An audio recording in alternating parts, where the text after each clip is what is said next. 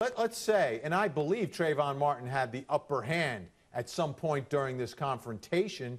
Does it matter who has the upper hand? Isn't it come down to who started this thing?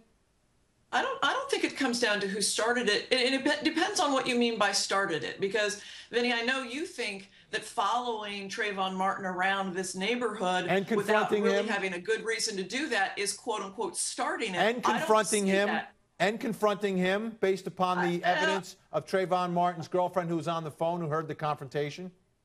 I think that the confrontation at some point got physical, and who threw the first punch, I think, absolutely is important. Did Trayvon Martin have the right to throw the first punch? If he did, based on the fact that he was being followed by somebody who was quote unquote asking him what he was doing in the neighborhood, would we be saying that was self-defense? I don't know, but I think who started it is very important. Who started it physically is very important, and at the end of the day, whether or not George Zimmerman reasonably thought, even if I could get away from this situation that I've created, I would, but I can't. I'm on my back. I'm being pummeled.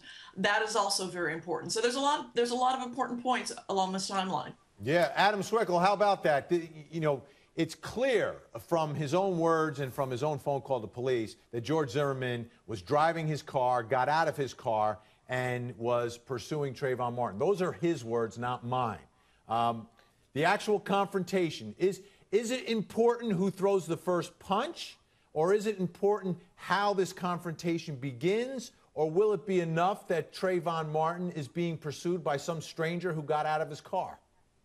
I think all of it is important for you to consider when dealing with this, because we are dealing with reasonableness. And let's face it, we're never really going to know exactly what happened out there on that particular day, because one of the individuals who could have shed light on it, unfortunately, is now dead.